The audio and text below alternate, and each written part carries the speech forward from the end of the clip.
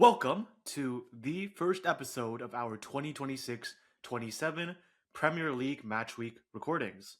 Now, if you're new to the channel and do not know how this works, essentially, Swapnil and I will be predicting every match of the Premier League, all 38 weeks, all 10 matches per week, and for every week, we will be counting up our scores based on how we do on our predictions. You get 1 point for every correct prediction, win, loss, or draw. You get 2 points if you get the exact scoreline margin right, and you get 3 points if you perfectly predict the scoreline. So, that being said, let's get started with our first matchup of the Premier League season, being Arsenal hosting Coventry. Yeah, I've said before that I don't take preseason stuff into account too much for league predictions, even toward the start, but come on, it's a 3-0 win against Man City, right? A disjointed City side perhaps, but still City. Arsenal, if there's one team we know is on good form, it's Arsenal. And at the same time, they're not going to feel like they need to blow out Coventry, try and tear them apart for all 90 minutes. First, because even if it is the season opener, they're not playing against another title contender here. And second, because they've already had their statement win. So I think Arsenal will aim to find a 2 or 3 goal lead, and after that, they should be willing to slow the pace down and avoid a Coventry comeback. And of course, given the Gunners' stacked midfield, which they've just added to with Guimaraes, they will expect to dominate possession regardless of whether they're going for goals or not. So maybe Coventry can take advantage of the few chances they get, but there truly will be very few chances given up by this Arsenal side. I think they will get 2 or 3 goals and they will sit in afterward pretty comfortably. This is quickly becoming an increasingly well-drilled machine that Arsenal have on this roster. They will be looking to progress the ball from their back line to the double pivot in Declan Rice and Bruno G as quickly as possible. They will be working the midfield pivots. They will be trying to rotate and be dynamic within the midfield three. They will be trying to get the ball more to Bukayo Saka, somebody who was isolated a little bit too much last season, and who Bruno G will be able to drift to the right a little bit more to support. And ultimately, with the fullbacks providing support, especially Calafiori, they will be looking to retain possession and they'll be looking to beat down essentially this Coventry back line. But Coventry are used to this situation. Even though they were a front footed team at times last season, they've also shown in the match in that season, as well as during preseason this year, which I know you don't want to take into account too much, but I think tactically speaking, give us some good insights. Coventry are happy to sit in a 4-1-4-1 low block. They'll be happy to let the other team have possession, and they will be looking to try to contain Arsenal as much as possible. You will see Yorenki and Grimes use their defensive work rates to try to keep Arsenal's midfield at bay. You will see their wingers in a Thomas Asante, in Chuna to try and help out their fullbacks to provide coverage against Arsenal's overlapping runs in behind. And they will ultimately be more than willing to lose possession to try and soak up pressure and spring their counterattacks because they have a very fast-paced team. Again, Asante and Chuona for that. Also, very fast-paced players in somebody like Yorenki who can very quickly progress through the pitch. So I don't think that this match will have a lot of chances for Coventry. I agree with you, but that's also not a position that Coventry will be uncomfortable with being in. Yeah, I guess this is the thing for Coventry. It is the challenge they will have to deal with this season. And what I do worry about for them, honestly, this season, the possession or the lack of it. But like you've said, I think in their last few games, they have adapted pretty well, playing against opponents that have not given them much of the ball, and they've played pretty well given that fact. I do think it's possession is what this squad is built for. It's not like they've completely redone the squad from what they had last season, and it is what Lampard wants to play, but they're not going to get that against Arsenal. And I'm sure they will look for a happy middle ground, and I think they'll find that at some point in the season. But finding one right now will be even more difficult with the injuries they have. Rudoni, Wright, Mason Clark, and Onyeka are all doubts, which takes away a lot of the players who help them either connect attacks, run beyond, or just get out of pressure in midfield.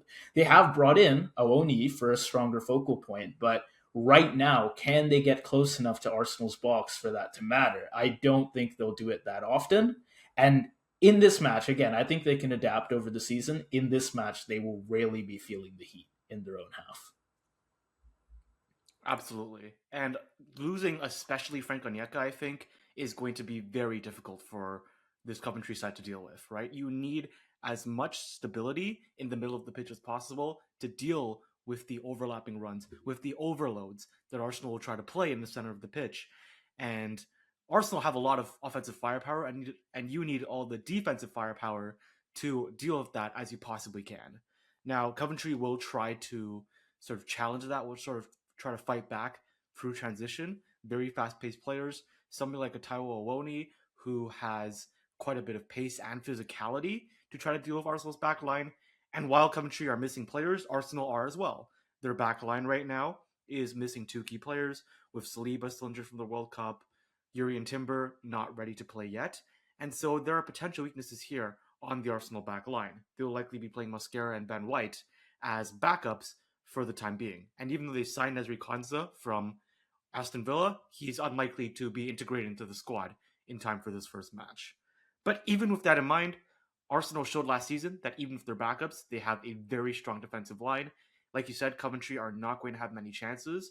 And while they do have quality, I think that Arsenal just have too much experience, too much quality, too much stability for the Sky Blues to really get much of a breakthrough here. So I'm going to say Coventry are actually going to give a better fight than many people will be expecting. Again, I think that you're looking at midfielders and even wingers who do a lot of defensive work. But ultimately speaking, Arsenal at home, their quality, their experience will prevail. I'm going to go with a comfortable, but not necessarily numerically dominant 2-0 victory.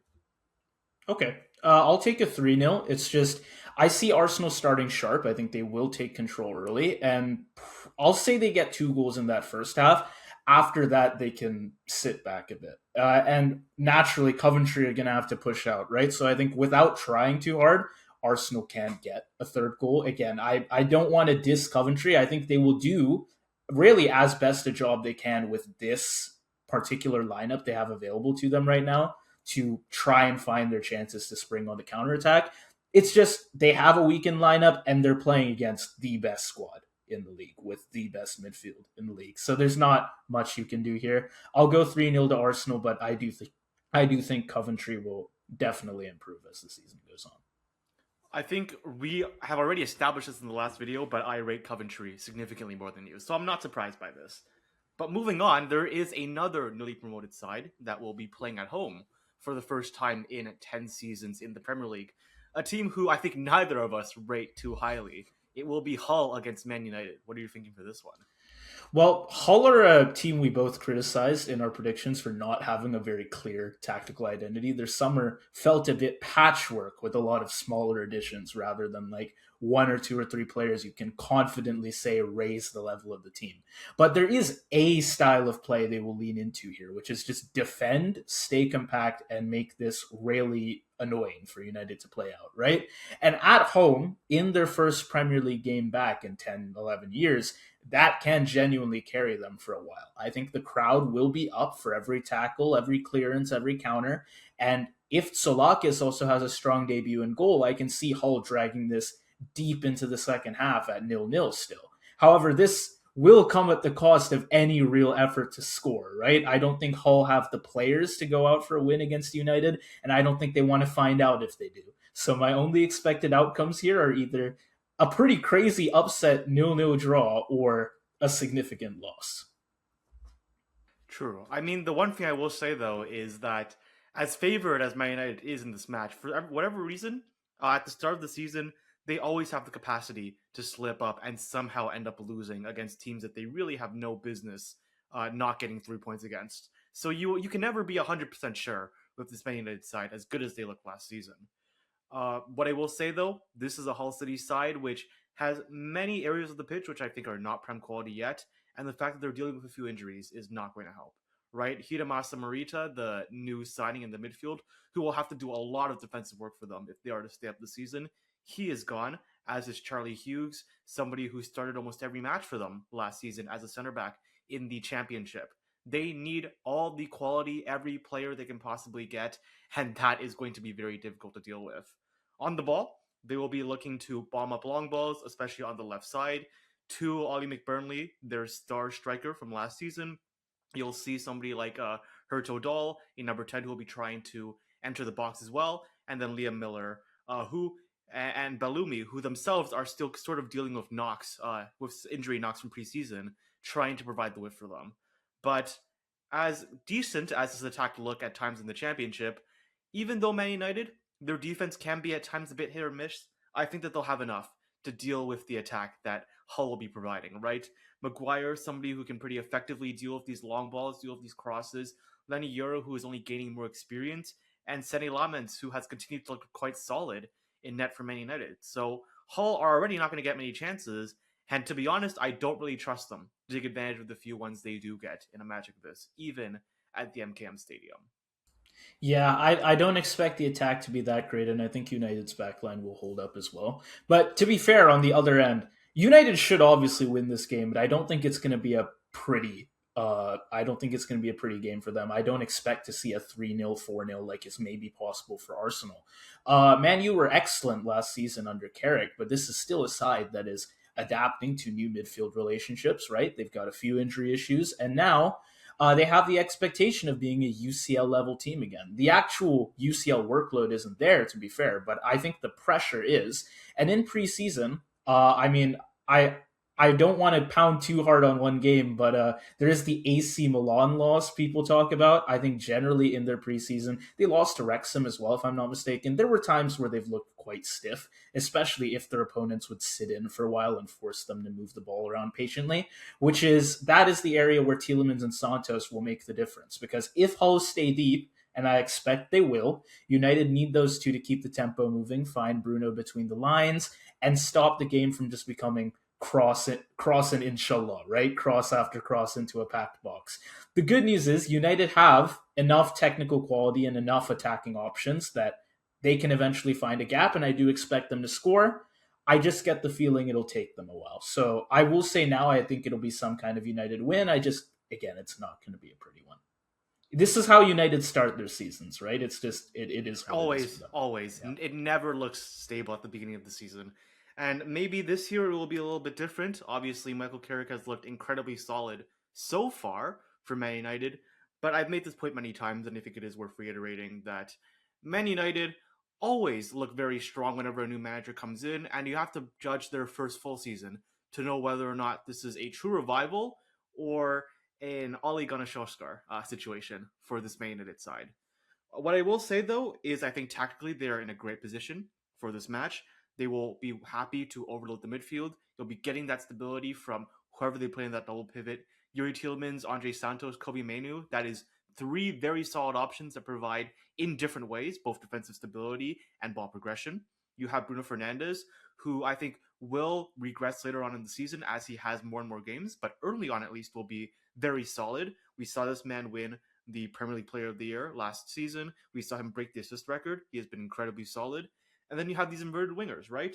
Mateus Cunha, who will be there to make the passing triangles. Brian Mbeumo, who is willing to drop back and help out Bruno Fernandes if necessary. And if all else fails, they always have that super sub in Benjamin Šeško, who will bomb up the pitch, who will be an aerial menace, and who will provide a different way for Man United to break down Hull City if things do not go to plan, which we are both saying is very much a possibility. Hull will do their best to defend, but with Morita out, with Charlie Hughes out, yes, they are making these new signings. Lucas Harrington, Nobel Mendy. We'll see how much of an impact they can have in a match like this. Ultimately, though, I just don't think that Hull have enough in the tank to deal with this Man United offense. It might take a while. It might be 0-0 at halftime. Ultimately, I'm going to say that United get the job done and end up with a 2-0 victory as well. Yeah, it is again for Hull. First home game back in the Prem, crowd behind them. They're playing a compact block, right? So I can absolutely see this being 0-0 at halftime, maybe even going past the hour. But once United get the first, and I do think they score eventually, Hull have to open up a bit, and that's where the second is going to come, maybe with the Šeško super sub to finish things off. Not a demolition, which is perhaps what United would expect against a relegation favorite, but the quality gap is just going to show by the end. I will have a 2-0 win as well. All right. Well, in that case, we will be moving on to the next match on Saturday. It will be two perennial Premier League teams, one being Everton, the other being Crystal Palace. What do you think for this one? I criticized Everton a lot last episode for their lack of ambition in the transfer market. They do still have a solid squad from last season.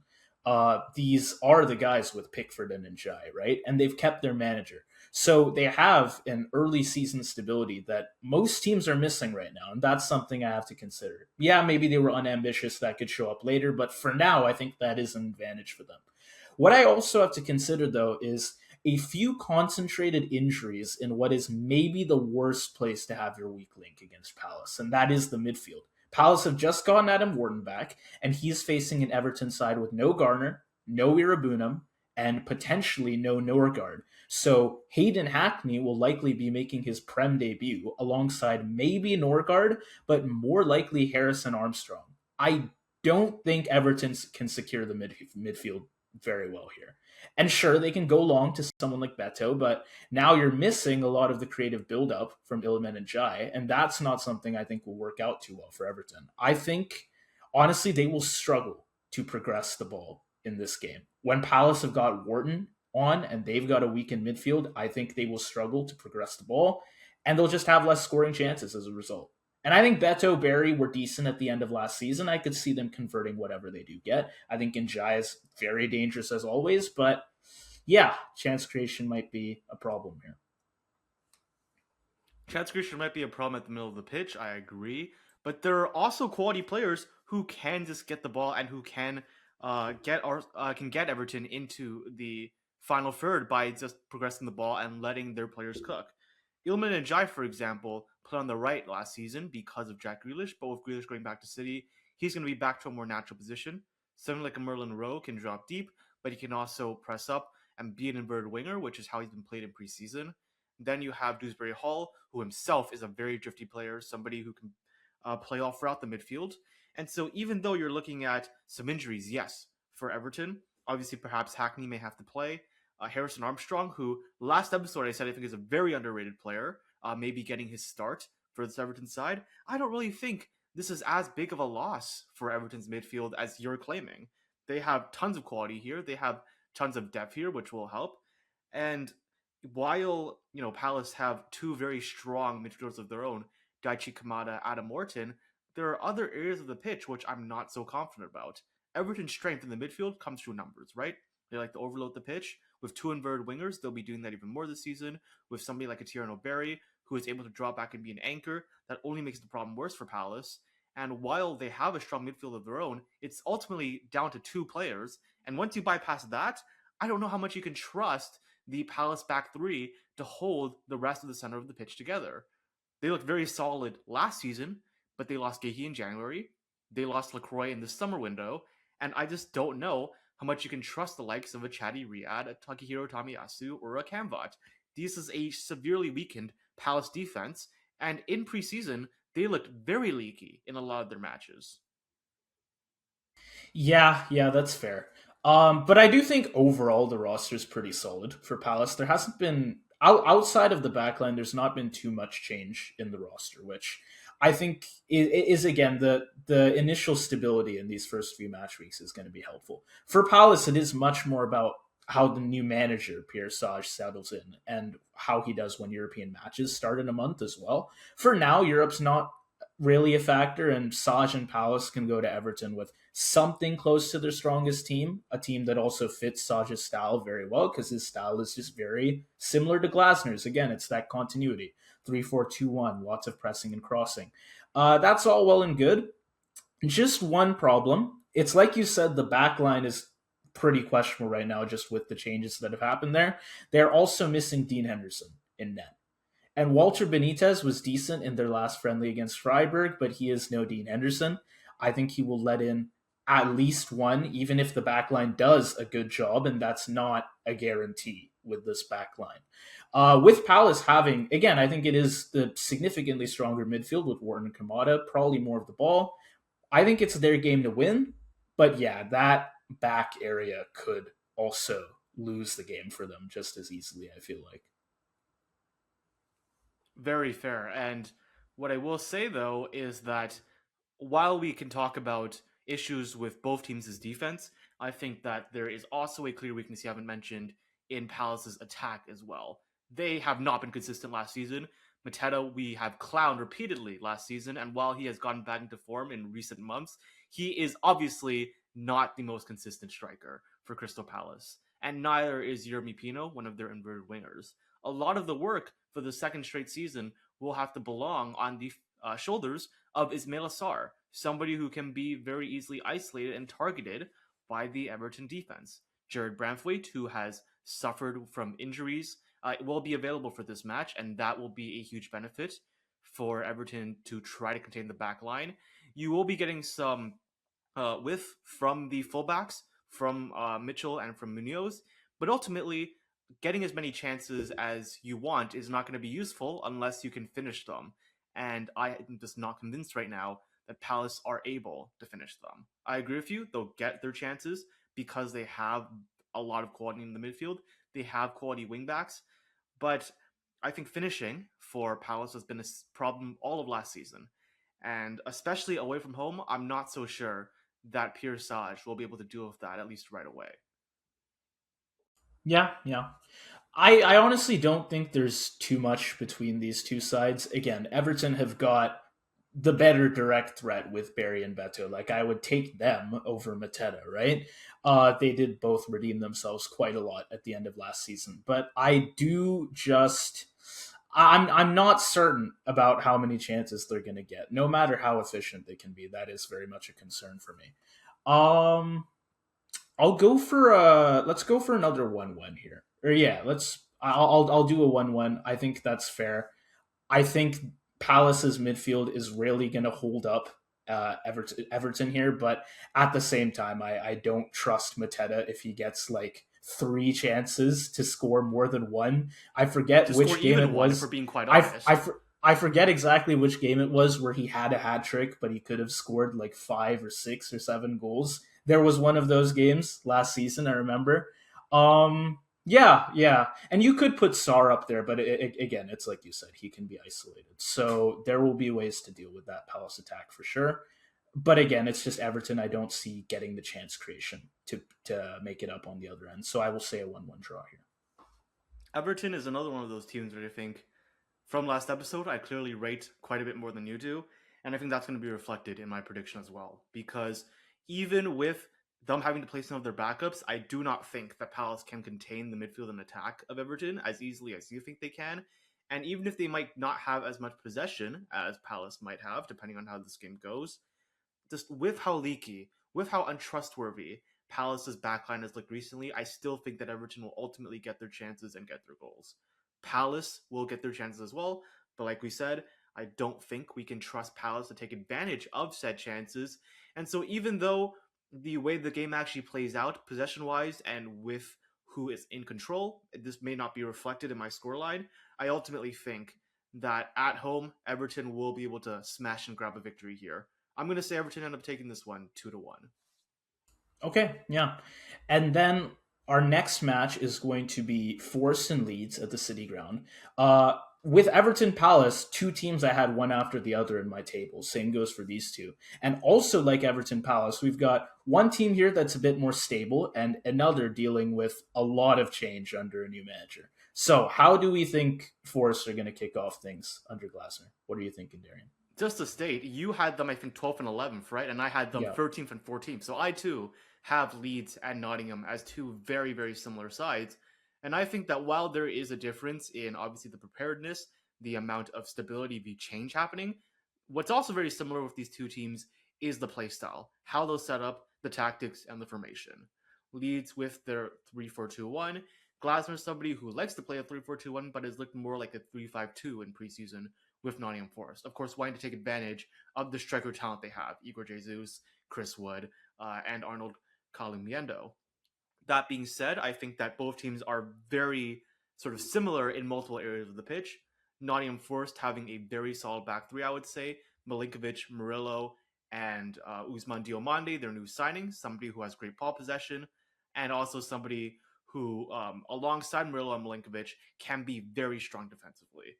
At their best, the duo center backs of Murillo and Milinkovic in the past two seasons have been very solid for the Premier League. And I think as long as Glasner gets the stability that he has been promised by the Nottingham board, I think we're going to see that once again from this back three by Nottingham Forest. Similarly, Leeds having a very strong back three of their own. They just recently signed Tariq Muhorimovic, the Bosnian center back, as a replacement for their departures. A very solid backline overall for Leeds as well. And I think that this is going to mean that we're looking at a match where both teams will have possession. They will get into the final third. But the ultimate question is who can break through the other side's back line. Because not only do we have these solid back threes, we also have two sets of wing backs who are pretty defensive for their respective systems, right? Ola Aina and Nico Williams, who are very comfortable playing in a back four, not just a back five. We're looking at Leeds with James Justin in a similar situation. He's going to be on the left side because of Goodmanson's injury. Someone like a Jaden Boyle as well. I don't know why I butchered his name like that. So, yeah, I think this is going to be a match that goes off on whose midfields and offense can generate more chances and who will be able to break down these two very solid backlines first. Yeah, and looking at Forest, like you said, there's some concern with how many managers they've been cycling through and whether that chaos could start up again this season. But there are very good signs with Glasner and the squad that Forest have given him. If you're going to switch to a back three and you want things to go smoothly, signing Usman Diamande is a good way to do it. He, Murillo, and Milenkovic make a great CB lineup. And even with Dawani gone up front, Forest are hardly short of players who can make something happen around the box, right? Chris Wood, Igor Jesus, Hutchinson, Gibbs White. The one area I'm less certain about is midfield. Schlager does give them energy, pressing, and ground coverage, so I think he is a useful player for Glasner's system, but he can't carry the ball and progress through pressure like Anderson did. And I don't think Forest will get another midfielder before this match, so if Leeds make this a proper midfield battle, Forest might have stretches where they can win the ball, but they really struggle to move it through that middle area. That said, for a team with a new manager, again, I think Forest are quite well set up to start the season off pretty well. The back three looks natural. The attacking options are strong. So I think they really should have enough to go at Leeds and go for the win. And yeah, have a good start for Glasner.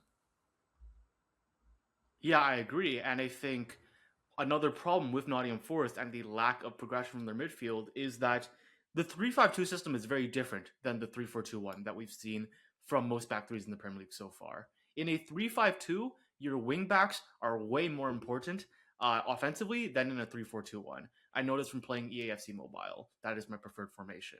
And that is going to be a lot more offensive production that Nottingham's fullbacks in Ola Aina and Nico Williams will have to provide than they've been comfortable with so far. They're both pretty decent with putting in crosses, which can get by in Glasner's usual system.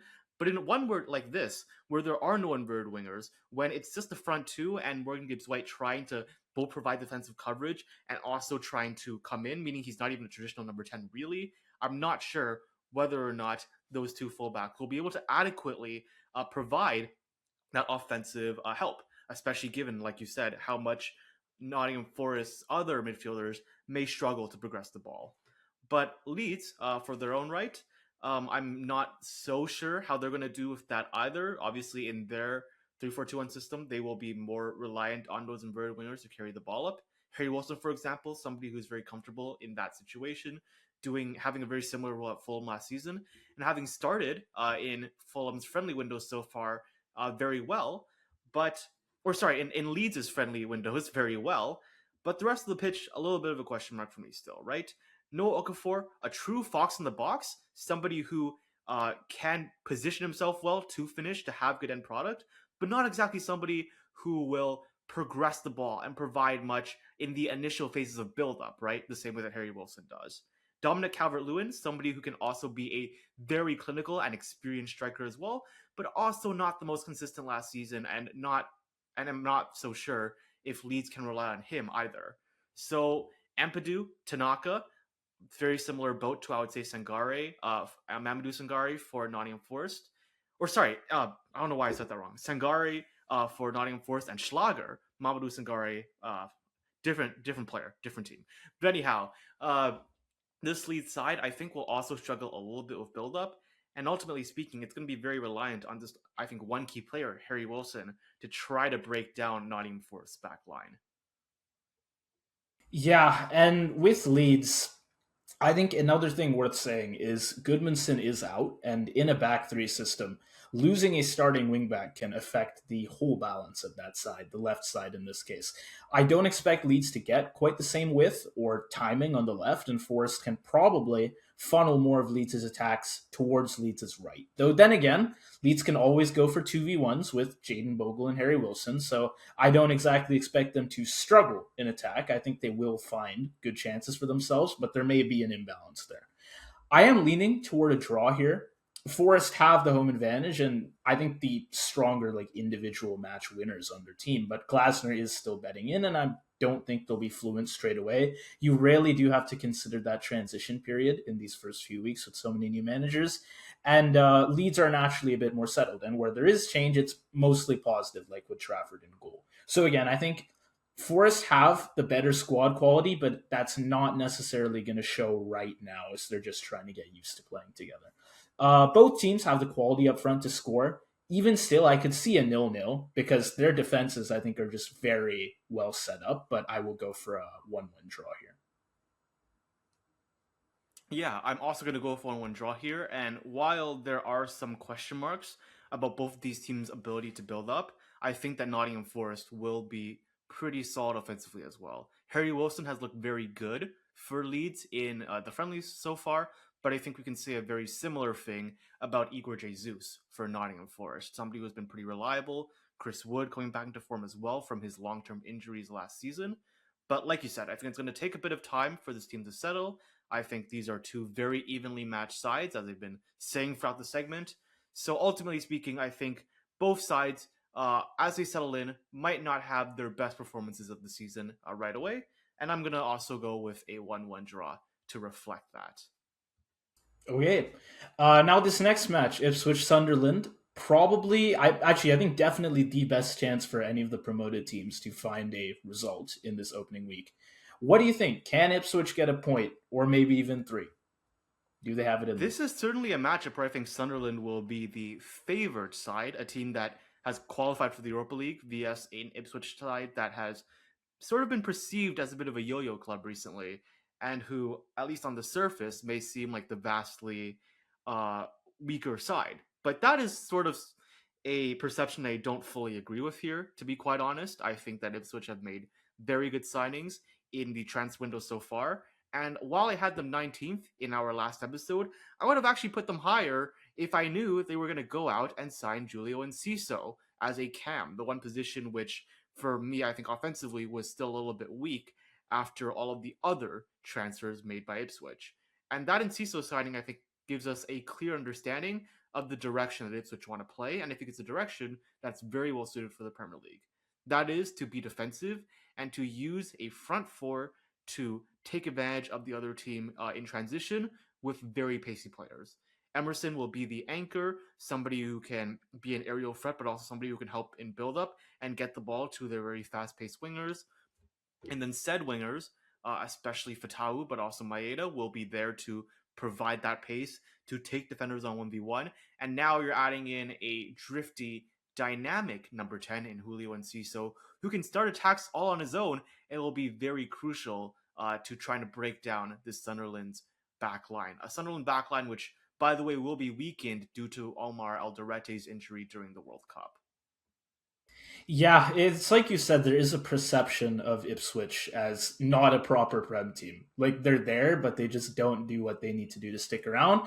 No, there are proper Prem level signings here. You've got a midfield of Lukic and Luis, both with Prem experience, that also looks much more suited to surviving games where Ipswich don't have much possession. And then, yeah, like you said, when they snatch the ball, you have Fatau to attack fullbacks quickly in transition. Maeda is another engine out wide, and Enciso is that real X factor, right? If this game gets scrappy, which at Portman Road I think it can and will, he's the kind of player who can just have a go from nowhere. And while I don't usually like the cagey games he plays out with Paraguay, an Ipswich 1-0 win with a random Enciso screamer is something I would love to see to start off the season. Right. I mean, the Turismo ball that Paraguay played at the World Cup is not exactly unfamiliar to the Premier League, as much as English fans may not want to admit it. This is an Ipswich side also, which I think will do pretty well defensively. Like you said, Sasha Lukic and Florentino Luis, not just good with ball progression, but also pretty solid defensive midfielders.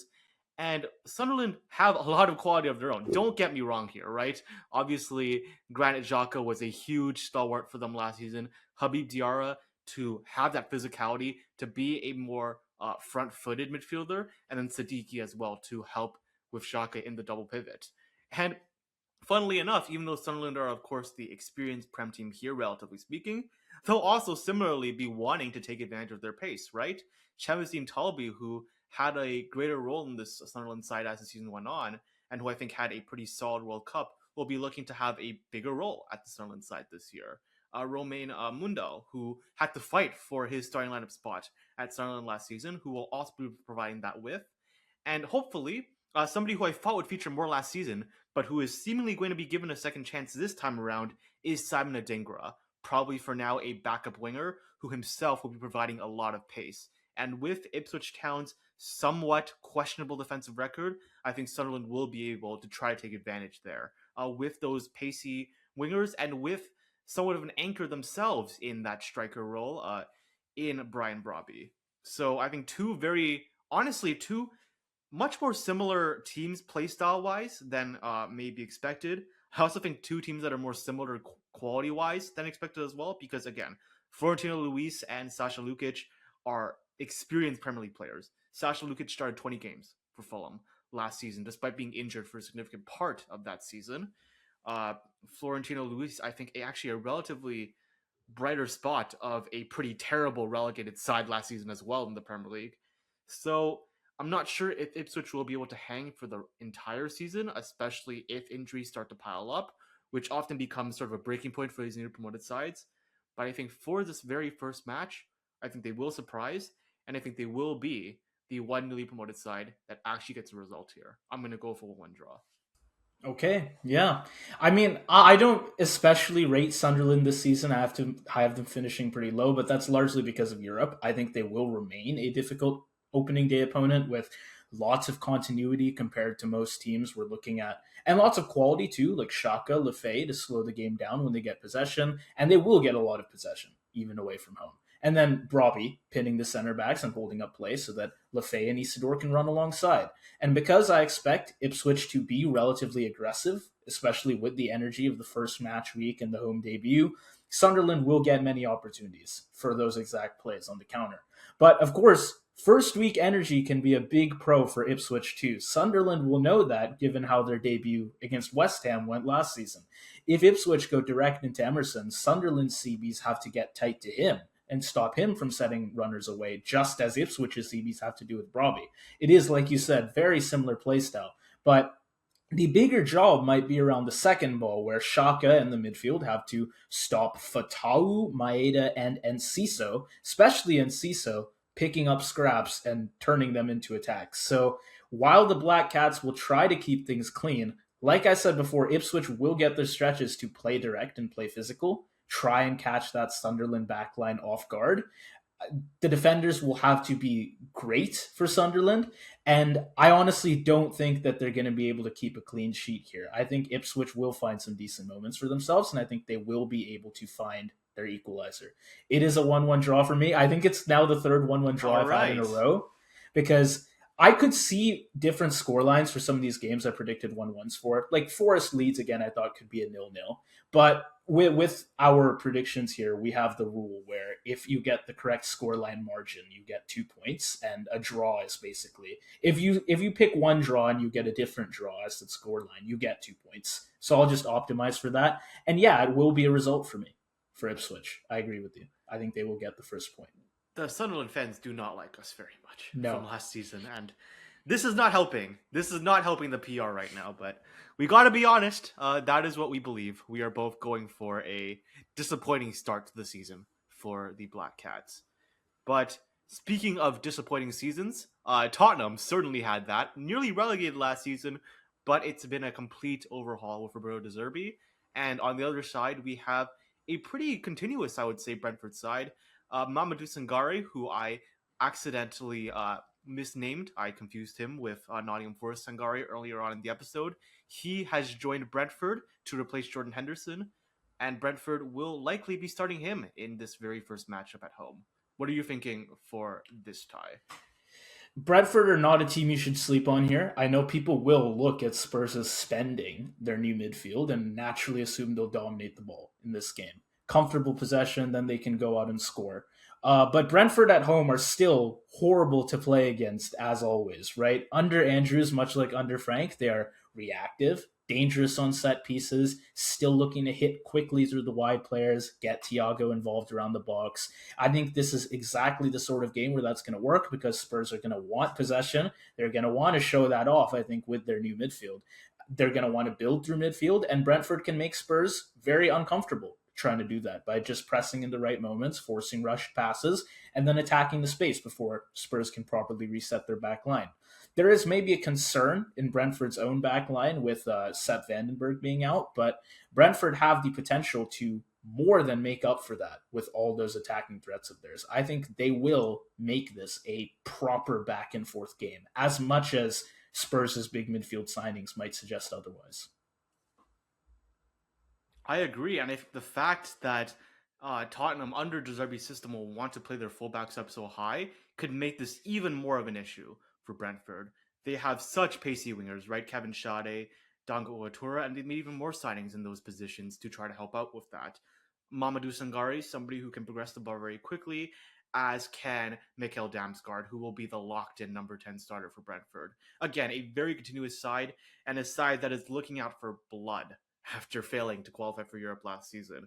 I know we don't want to take preseason too much into account, but if there is a team to be optimistic about, if we're basing it off of preseason, it is Brentford, right? Beat Rennes 4-2 in their most recent preseason match. They dominated, massacred Yeah. Eintracht Frankfurt 7-0. So this is a Brentford side that, if you defensively slip up, they will be willing to punish you. Igor Thiago also second in the Golden Boot race in the Premier League last season, north of 20 goals for them. Yes, some of that being from penalties, but clearly a very dangerous talisman that Brentford have up front to complete that front three. And yeah, I mean, with Janelt as well, or Jensen, depending on who they want to start as that other midfielder, with, Michael Coyote's long balls being a huge issue to deal with, especially for a Tottenham side that is losing one of their best aerial defenders, one of the league's best aerial defenders in Cuti Romero. I think Tottenham may struggle to cope. Managers like Roberto De Zerbi, they are used to playing this sort of brilliant, this elegant football, this possession football against teams that want to just play a low block and want to try to counter with their own possession football. This is sort of the nightmare matchup for somebody like a De Zerbi. This is a welcome to the Prem moment for him, and I think that while we have both rated Tottenham to do pretty well this season, this first match, especially as De Zerbi is sort of integrating. Obviously, he's already had some time with Tottenham, but at least integrating with this new squad, with these new signings, this might be a bit of a rude awakening, especially away from home. Right, and we've discussed Tottenham's new look midfield quite a bit, and I like it. Tonali and Mateus Fernandez are exactly the sort of players De Zerbi wants for his style, trying to get Spurs to bait pressure and play through it, right? And if they can get Madison minutes too, well, now you've got some amazing quality between the lines. But there is an issue as well, I think, in this squad here. Not just that De Zerbi's system is maybe not the kind of thing you want to be playing against Brentford, but also De Zerbi's system needs wide players who can win 1v1s. Tell is available, Kudus is not. He is still injured. And I don't think there's a great alternative there. Either Richarlison plays out wide, so Solanke can start up top, or Spurs use someone like Moore on the right and Richarlison through the middle. Neither setup feels disastrous, but I don't think either one will play out quite naturally. And that is when the system is already not that great against Brentford, and you're saying you might have a weakened version of the system. I think Spurs, again, they've got a solid midfield now. They'll play some good football, and that midfield will really shine, but the end product might really lag behind the build up here. Yeah, I fully agree. I think the slower the game goes, the more positional and tactical it becomes. That is where Tottenham's center of the pitch, that's where Tottenham will have the advantage, right? Sandro Tonali, Mateus Fernandez, as these sort of progressors, as these carriers, players who will have slow tempo creating build up.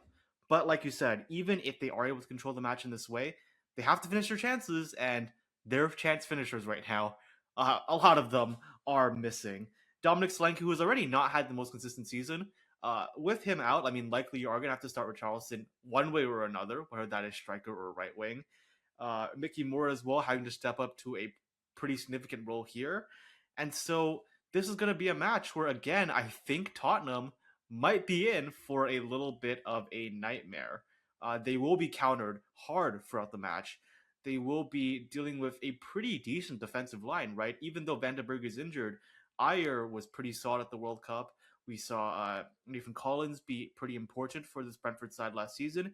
And then you have a decent keeper in net as well in Kelleher as well. So this is going to be difficult for Tottenham. Again, they're going to be away from home. And I think that this is just such a tactical nightmare that I think I'm going to go with my first real upset of this episode so far. Or maybe the second if you want to count Ipswich. Brentford 2-1 for me. I think Brentford get the job done. I think Tottenham fans are going to have to go for a little bit more pain as Roberto De Zerbi starts to really integrate his system fully into the Spurs side. Yeah, I have the exact same scoreline because, again, Brentford are going to have that counter threat as they always do, and I think it'll work really well against Tottenham. And as for Tottenham, yeah, they might have some stretches of stable possession and they will find their chances. I think they'll score somewhere. But when you look at Xavi Simons is missing, Solanke most likely not going to be playing, so you've got to start either Richarlison at striker, and I don't really trust Richarlison as a player generally. I don't know that you want to have him up there, or you put him at winger, which might be even worse. That I don't think you're dealing with a lot of shitty options for Tottenham here. It's the lingering effects basically of their terrible injury crisis from last season that are still hurting them now. And yeah, Brentford seemed like the better prepared team. Uh, Not nearly as much change coming their way. The better set up team with their squad. Yeah, give me a 2-1 Brentford. Well, that being said, we're going to move on to another Premier League Big Six side in Manchester City, having a new manager as well. Enzo Maresca's first season for Manchester City here. And they're going to be up against another team that is dealing with a new manager in Bournemouth at home at the Etihad. What are you thinking for this match? Well, I think all the change that's going on around City, Rodri and Silva leaving mainly, plus some key veteran defenders in Stones, Akanji, Ake, that has all been very widely discussed as a reasons why City could really struggle this season. It's easy, I think, to focus almost entirely on the instability with this team when they're losing Pep as well, of course. But City still have one area of the pitch where, even with a few issues, I think they should have enough to win these games early on, and that is the attack. Doku being out is annoying because he would have been, well, he's the obvious left wing option, but especially against a Bournemouth side that is missing Juan Luis Sanchez at right back. But move Semenyo to the left, Cherky on the right, and Holland at striker as always. And I still think this is a pretty good front line. I guess my concern would be Foden playing centrally. We've said it a bunch of times. Everyone knows this, but he's not at his best. And I'm not going to assume he gets to his best in one game. Even still, City have the individual quality in this attack to really make it to make good on their scoring chances. And I think the midfield's decently set up as well, so they will get enough chances in this game. No, my issue is in the back line. It looked shaky in the Community Shield. It is a preseason game, and I don't think City were taking it that seriously. But Kusanov was pretty shit, and Donnarumma should have They been certainly better too. talked about it like they were taking it seriously beforehand in the press Right. conferences. Okay, and You City know, are. everyone says it's just a friendly when they lose. Yeah. City are sacrificing a lot of build-up quality by keeping Donnarumma over Trafford. If he is there to make saves, he's got to make them, right? That's all I can really say. He wasn't the worst player on City in that game. I think it might have been Kusanov. He was not the best by any means. And again, he's got to be on top of his game because Bournemouth, even if they're not under Iraola anymore, they're under Rose, they're still, I think, just as dangerous. They have just as dangerous an attack as they did second half of last season, and they were solid second half of last season. They will give this Man City backline a lot of trouble. I do agree with that. They are going to have a lot of offensive quality. They're going to be trying to bomb up their fullbacks. You're going to see even their box to box midfielder in. You're going to see their box to box midfielder in. Why am I blanking right now? Alex Scott, to also bomb up the pitch. So I think that will be a bit of a concern for Manchester City, especially given how high up Nico O'Reilly played in the Community Shield and in preseason for Man City.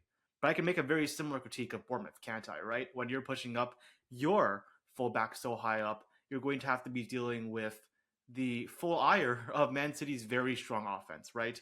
I know they are dealing with a missing Savino to injury, potentially out as well. You're also looking at Jeremy Doku injured, but this is still a side that has Erling Haaland, arguably the best striker in the world, that has Cherki, one of the best players in the Premier League last season, a Semenyo, who, while maybe not fitting the Maresca system perfectly, is still a very dangerous player at his peak, and a Phil Foden, who will now be able to turn a new leaf and potentially revive his career under a completely new system for Man City.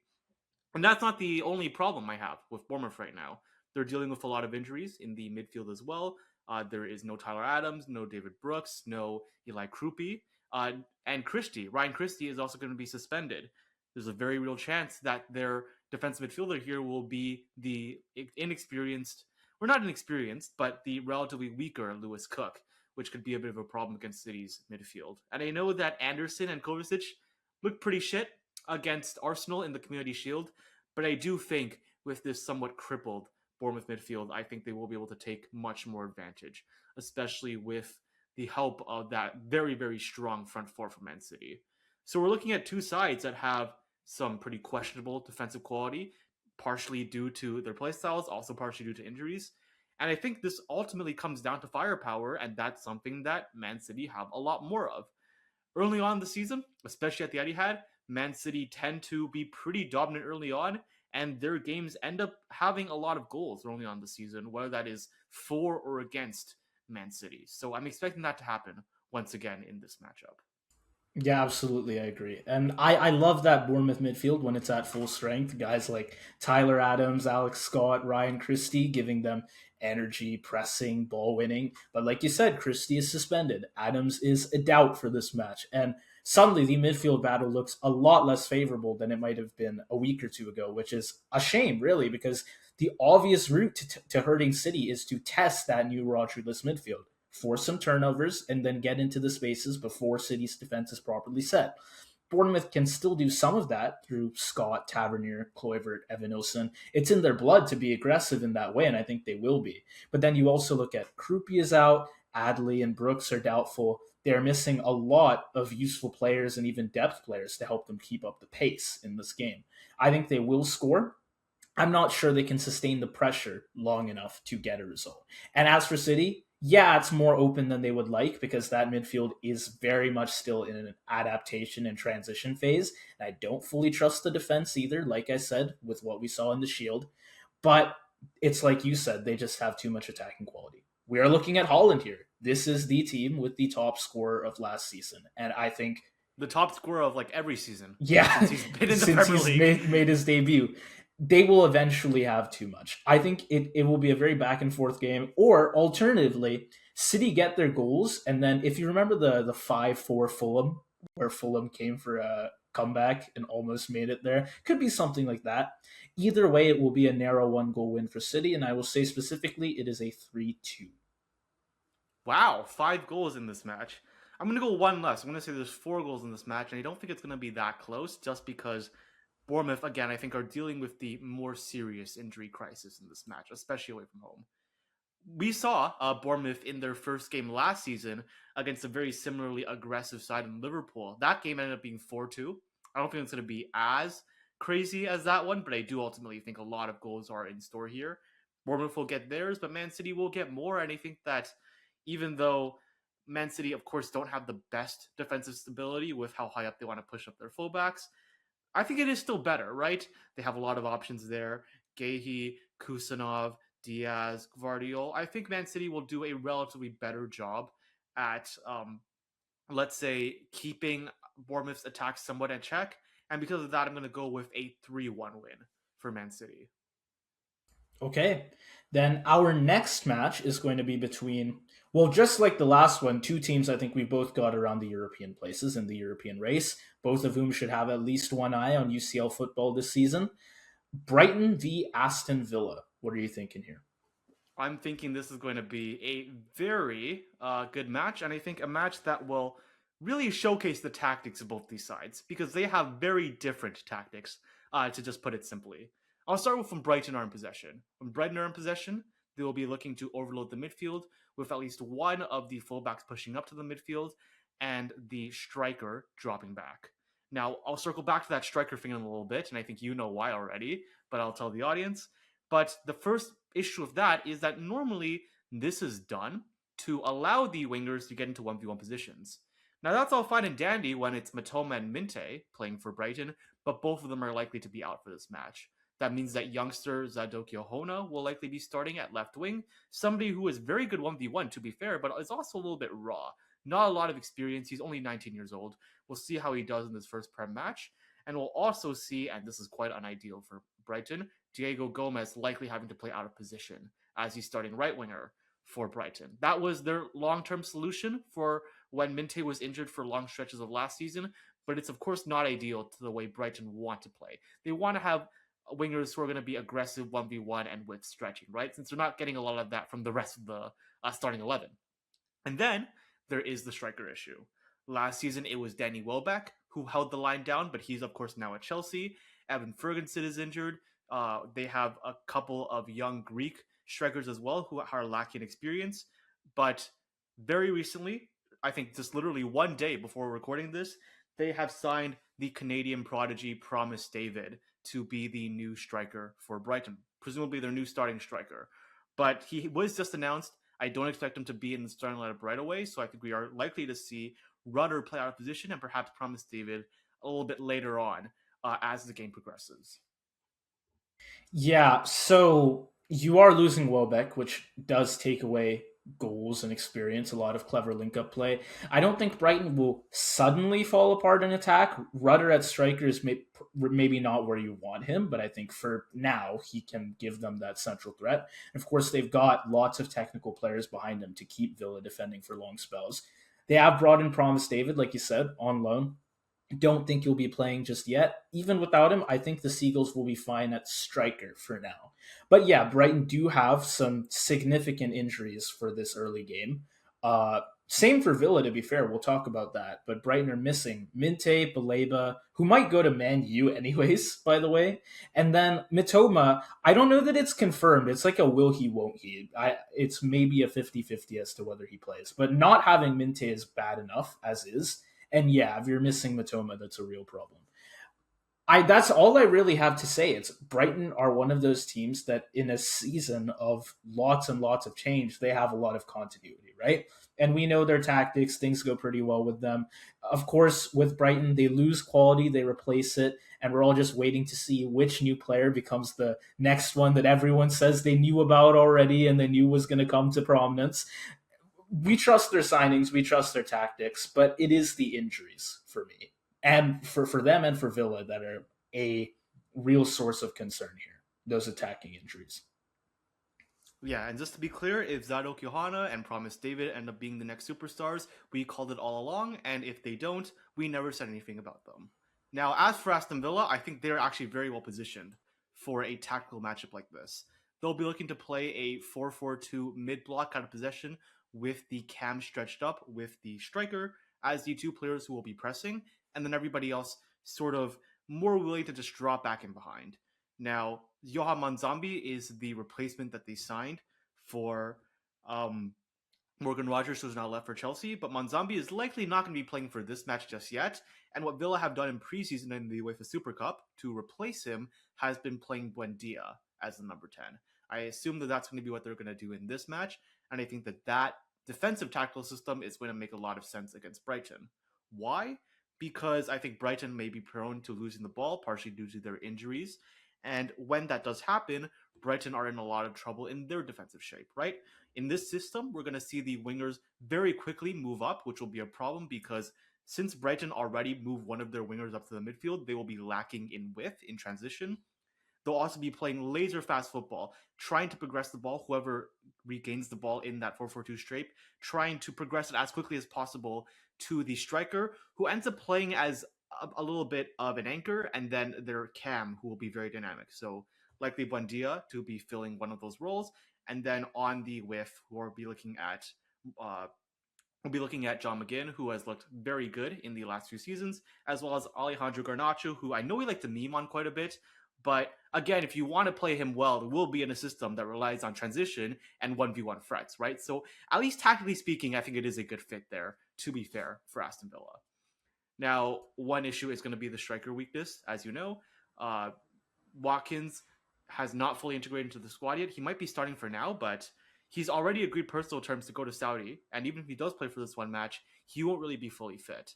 Tammy Abraham and Maja are question marks. And even if they do end up signing a new striker by the time this match starts, he's unlikely to be starting either because he needs time to integrate as well. So there are weaknesses there for Aston Villa, but there are also weaknesses in transition for a side like Brighton. Like we said, lack of defensive width in transition, and as well, while they have made new signings, somebody like a Luka Vuskovic, to be fair, a very brilliant technical center back, somebody who has a lot of potential as a youngster, one of his weaknesses is pace, and that could be a problem when you're defending in transition, especially without fullbacks. So this sort of tactical system of Brighton play, I think, is not very well positioned against a team like Villa, who will be playing that mid block and who will be playing very high octane, high pace offense in transition whenever they gain the ball back from the Seagulls. Yeah, and I like Villa's attack here. I think their squad has been very good in terms of the replacements they've brought in. They did have some key departures, but with the money they had, we know they're kind of limited in terms of their spending. They have brought in signings that have a bunch of potential, and not only that, but like you look at Hemmings and Majo, they proved their worth in the Super Cup, or Monzambi, who proved his worth in the World Cup. I think this is a roster that will work wonders for them later in the season when they're having to deal with UCL football and Prem football at the same time. I think they will have a great roster to help them handle both. However, right now, like with Brighton, this is not a great time for the squad. Yeah, Watkins has not had much preseason after the World Cup. Maggio is out, Abraham is questionable. Villa could be very thin up front. And they're also missing Onana, of course, and Monzambi from the World Cup, but now Joao Gomez. It is a devastation of the midfield at the moment for Villa. I think Emery will find a way to keep this team dangerous, have Buendia to replace some of Rodgers' connecting work between midfield and attack, McGinn for running and shooting from midfield, Watkins, even if he's not quite sharp, I think he'll be solid, but I don't think it's enough for an away win, to be honest, and really, even a draw looks questionable to me in this state. Both these teams seem in a very bad spot right now. And perhaps in that sense, they're lucky to have drawn each other because they're both in a shitty period and maybe they slip by. But I'm concerned about their next few games for both of these sides and whether they do slip down the table a bit if those injuries don't resolve themselves. Well, I actually think that Villa are still in the clear tactical front foot here. Actually, the betting odds do put Brighton as a favorite side, but I just disagree with that. I think that Villa are, again, so well positioned. I think Garnacho could have a good match here, even though he has been a bit hit or miss in the friendly window so far. And even though Villa are losing a few players, I just trust their defense a lot more than they trust Brighton's in transition, right? They've signed Aaron Wan-Bissaka as well as damn it, who was the left back that they signed for to help with Ian Mutson? They signed somebody from Atletico Madrid, so they're going to have, I think, a lot more stability in the back line. Matteo Regragui is what I'm thinking of, the new left back they signed. So I think they're in a much better defensive position as Brighton.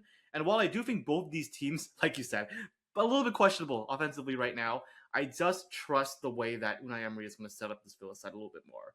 So this could be a 1-0, I think, just because both teams might end up missing a lot of chances. We definitely saw that at the Super Cup for Aston Villa. But I'm going to go with a 2-1 for Aston Villa because that is a scoreline that, let's just say, Unai Emery seems to really like with the villains. If we're basing it off of how they went last season. Yeah, I didn't even mention him, but Matteo Ruggeri from Atleti and then Zion Suzuki from Parma they've also brought in. There are really there's some very promising signings for Villa here. But right now I feel like this roster is just going to be too on edge with all of the injuries that they've had, especially with Tammy and Macho unavailable, having become unavailable so recently. Villa are now going to have to lean heavily on Watkins, who is not going to be at his sharpest, not least because, like you said, he wants to go to Saudi Arabia. I don't think they're in the best place right now, but then again, Brighton's attack is also like they rely on their wingers, and their wingers are not exactly in shape right now. They might just not play at all, either of them, Minte or Matoma. And they've got new backline pieces to try and fit in, Vuskovic, Pascali. I think all around this is going to be a very disjointed game. And I'll make it a 1-1 draw, just because it could go. If it was more disjointed in defense, then I could How many say 1-1 like, draws do you have? oh, I have like 4 now. Yeah. All right.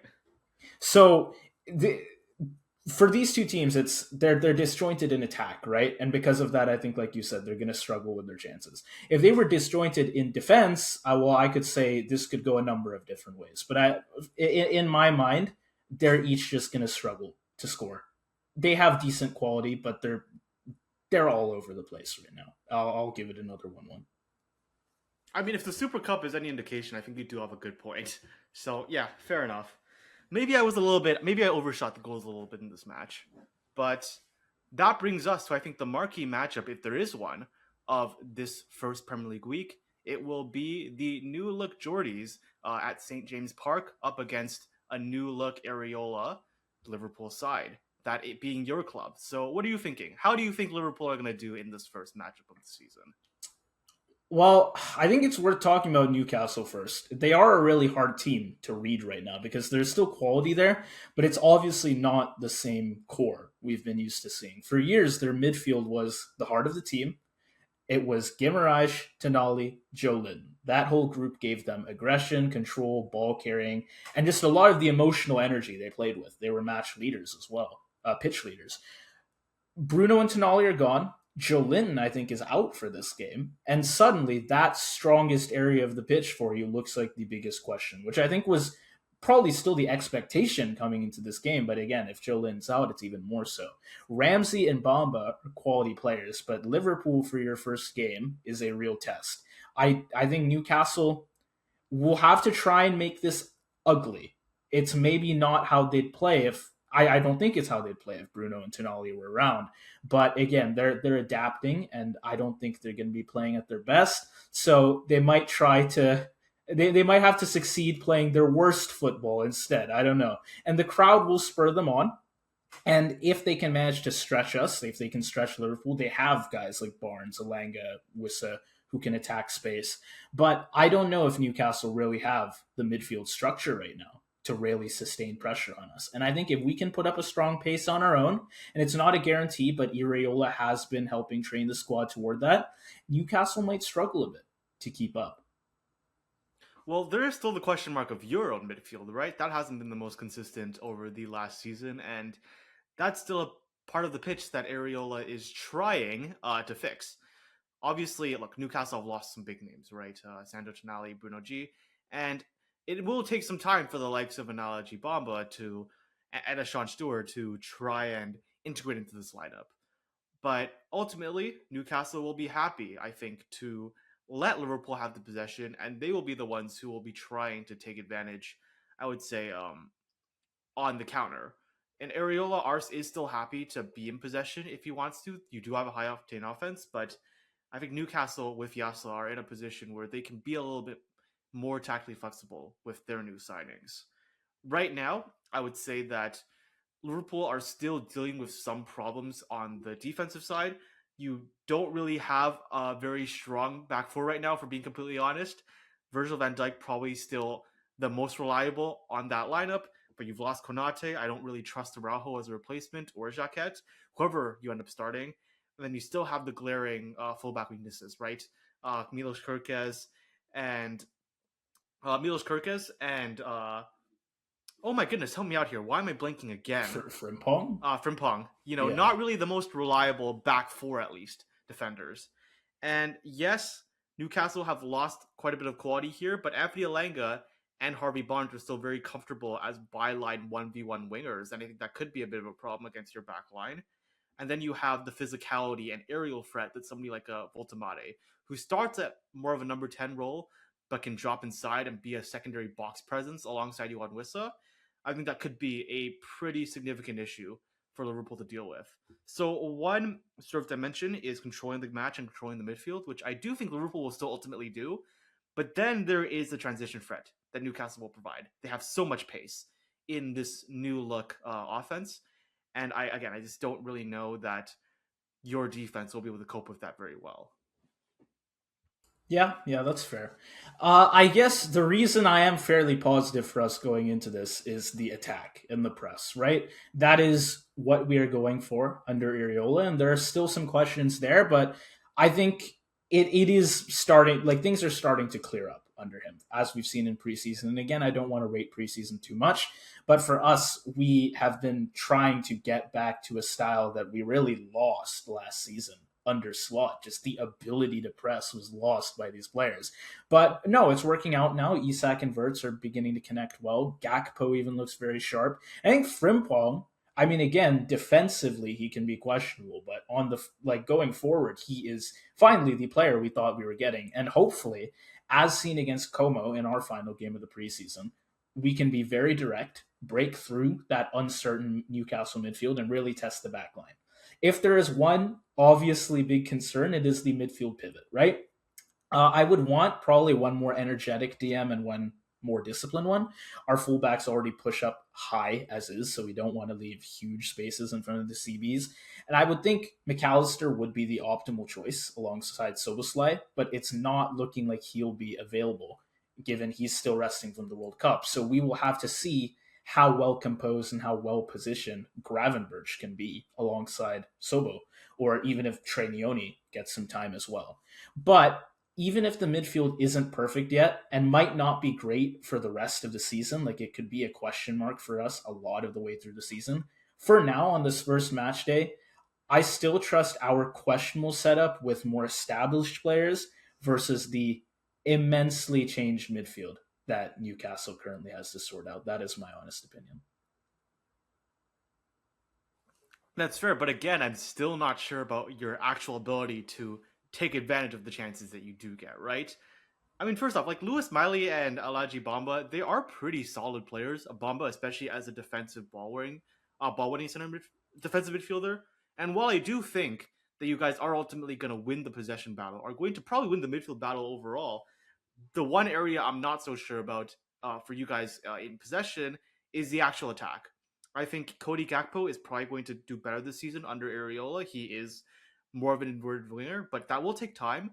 And it's also going to take time for somebody like an Isak, who was obviously the number two for most of last season under Ekatike, as well as somebody like a Verts, who is now going to have to, after barely even adapting to Slot system, now have to adapt to Areola's system. And that's just the area of the pitch where you have clear starters. Who's starting for you on the right wing?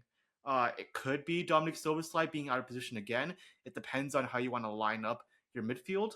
It could also be Victor Munoz, who, I mean, I think it's not even really clear to me where Ariola wants to play him and whether or not he wants to start.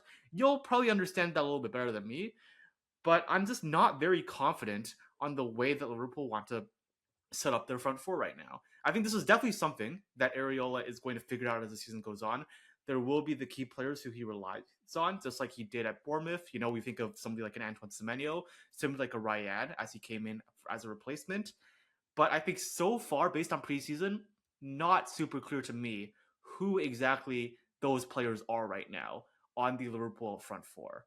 I feel a lot better about Newcastle's front four, and I also feel pretty good about how they're going to be playing in their defensive system because they like to push up their fullbacks as well, and if you can't take advantage of that. But when it comes to the actual defensive works, the gritty work, I still trust Lewis Hall and Livramento way more than I trust, your fullbacks, right? I don't really trust Kirkes and Frimpong to nearly the same extent defensively. So, I've been pretty contrarian for this entire segment. And I will continue with that. Liverpool are the clear betting odds favorites, but I think that this Newcastle side is being severely overlooked with this new tackle system, a new manager in Yasla being brought in, very new players, young players, being brought into this Newcastle system. I think that they will struggle in parts of this match, especially in possession. They might not get the most chances, but they will take advantage well, and I think they just feel a little bit more solid in all areas of the pitch than you guys do for right now. I'm going to go for Newcastle 2-1 win. Okay, that would be the first league win for Newcastle against us in 10 or 11 years. That would be something. I could see it happening. I'm going to have a reverse scoreline. It will be 2-1 to Liverpool. And the last thing that I should mention, and I probably should have mentioned earlier, is this matchup. It's not a derby, obviously, but recently it has become a quite tense rivalry. St. James's Park is a very tense atmosphere, as is. And with the Isak drama, the recent fixtures between these two, both clubs trying to get off to a good start under new managers, I expect it to be heated. These games always are. I think, if I'm not mistaken, last time we were away at Newcastle, it was like a 3-3. Or sorry, that was 2 seasons ago when Isak was still at Newcastle. Then there's like the 2-1 I remember with Darwin Nunez scoring 2 late goals. This is for the past 4 or 5 seasons. This has been like a very practically every other game here has a red card. One thing I'd say for anyone who's putting down bets, if you want a game to put a red card in, this might be the one. I think it is. Yeah, it's an emotional series, and I want to say it's probably biased towards us, but I feel like when things go wrong for us and we're playing at St. James's Park, they somehow tend to work themselves out. We got a red card 2023. Darwin Nunez came off the bench. This is Nunez we're talking about, but he scored 2 late, right? This is So, Darwizzy. right. And again, we have a good record against Newcastle. I don't not to diss Newcastle, they're a solid team, but I feel like this has just as a Liverpool fan, this game tends to go decently well for us. Yeah, 2-1 to Liverpool. I That's think fair. we could be upset by a lot of teams, but it just always seems to work out at St. James's Park. All I'll say here is I think that Newcastle, the way Newcastle and Liverpool look this season, very different than the way that these two respective teams have looked in the past. So I'm not really taking that into too much account personally. Okay, fair. Last game of the match week. Then this is an actual derby. It's a West London derby. Fulham v Chelsea. Two more new managers. Two very different expectations. Fulham, of course, is wanting to show that the Arbeloa project will work out. Chelsea won a top 4 push under Alonso, maybe top 3. Who do you think gets their project off to a better start? Well, if the last episode has been watched by people who are watching this one, they will know that I have a lot more faith in the Xabi Alonso project to succeed than the Arbeloa project to succeed. I did, after all, have Fulham getting relegated in that last video. What I will say for Fulham, to their credit, is I do think that there is a clear system here. They're going to be trying to progress the ball to their front three. There's going to be a much more significant role for Oscar Bob, somebody who was oftentimes really in Harry Wilson's shadow last season. He's going to have a lot more responsibility. They brought in Gonzalo Garcia, who is somebody that Arbeloa has experience playing with. They're also bringing in Cesar Palacios, also somebody who Arbeloa has managed in the past. So I think in that sense, we're going to see Fulham not really have the same, let's say, transition period that perhaps some of the third sides are having. And what does give them an advantage against a team like Chelsea, who play a 3-4-2-1, is that when you have these high up wingers and you have high up fullbacks who are going to be providing width for them. So a winger fullback pairing up against really just one lone wingback, that's where the back three sort of side struggle. So this might not be the best tactical matchup for somebody like a Xabi Alonso to be having for this very first match, right? And we know that for Fulham, Jedi Robinson is clearly that sort of offensive left back, somebody who I think 2 seasons ago got something like 10 assists in the Premier League from a fullback spot. So that is the byline quality that he's providing for this Fulham side. Again, someone like a Kenny Tete or a Castagna can do something relatively similar on the right side as well. But while Chelsea, I think, are going to be struggling in the wings at the start of the season, especially given we don't really know who Chelsea are going to be playing as their wingbacks, right? Is it Palestra, Estevao, Neto, Quenda, somebody else? Very unclear from that. The rest of the pitch, and I'll speak on this in a little bit. I'll let you speak first. That's where Chelsea have, I think, the very clear advantage coming to this match. Yeah, and Fulham are a team I'm a bit higher on than most, at least compared to the people who think they're doomed after losing Silva and Wilson and Jimenez. As I discussed in our last video, I think their summer does make sense for what Arbeloa wants. You have Garcia up front to give him a much more fluid striker than Jimenez at this stage in his career. Shea Charles for more mobility in midfield. Palacios, kind of similar, knows Arbeloa already. And then the wide players coming in should let Robinson and Castagna provide the width from fullback. I think that all fits Arbeloa's style. However, it is a risky style, right? I mean, you look at Fulham last season, and they were like the least aggressive pressing team of the entire league by some metrics. And the risk, of course, is if Fulham don't get the pressing right here, they're just going to leave enormous spaces behind the fullbacks and around the midfield. And Chelsea have Joao Pedro to immediately cause problems in those areas and link with Palmer and Rodgers in the half spaces. But I think Fulham are willing to play risky. This is something I said in our last video, that this is the project with Arbeloa. They're not expecting to box in their games and barely survive in 15th, 16th, 17th. I think they're trying to push higher up the table.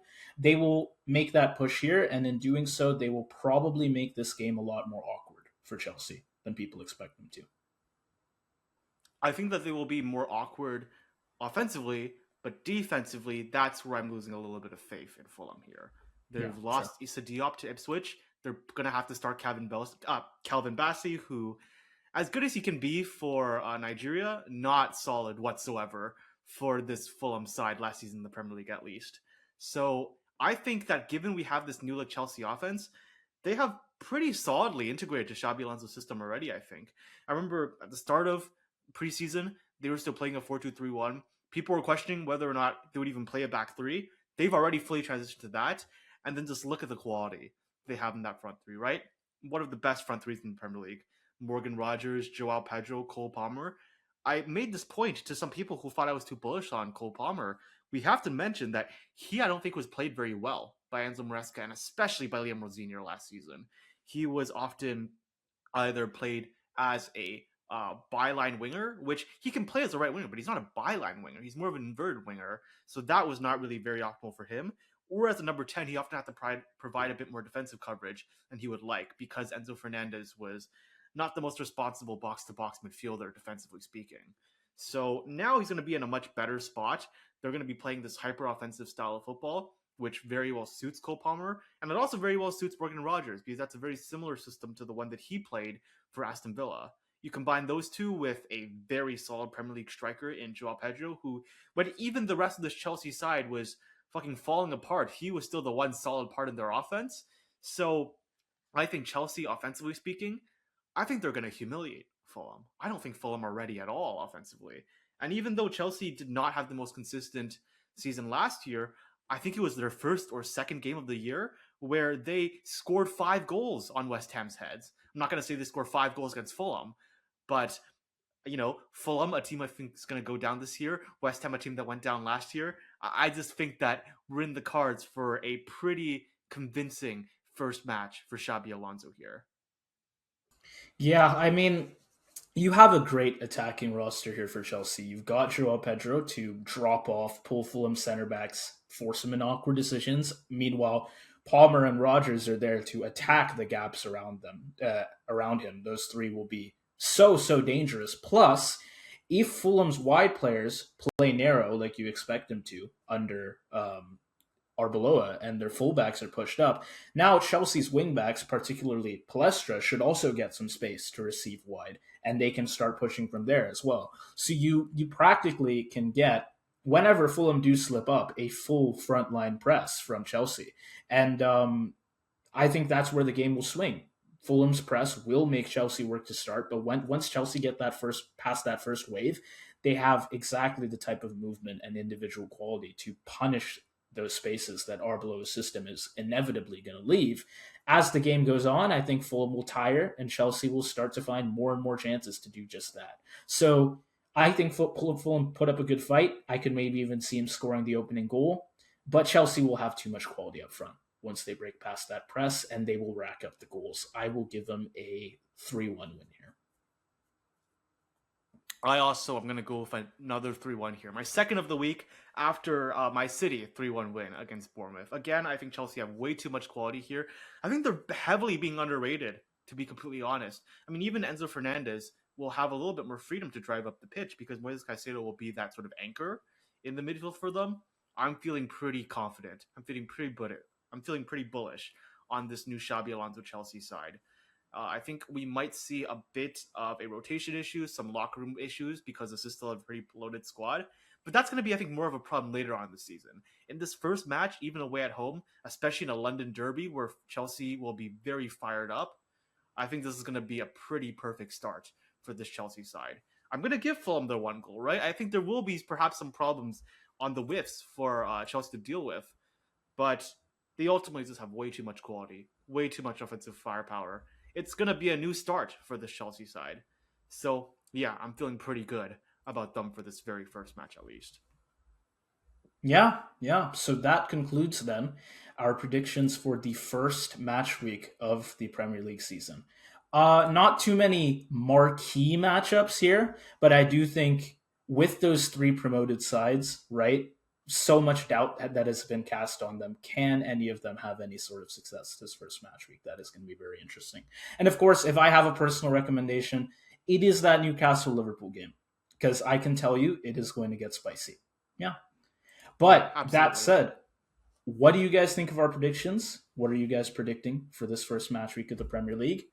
Comment your predictions down below. And yeah, for anyone new to the channel, this is just our first of 38 match week prediction videos for 38 match weeks of the Prem, alongside match reactions after every match week concludes. So if you want to follow along with that throughout the rest of the season, give us a like and sub so you can keep our channel in your algorithm. And with that said, have a great rest of your day. See ya.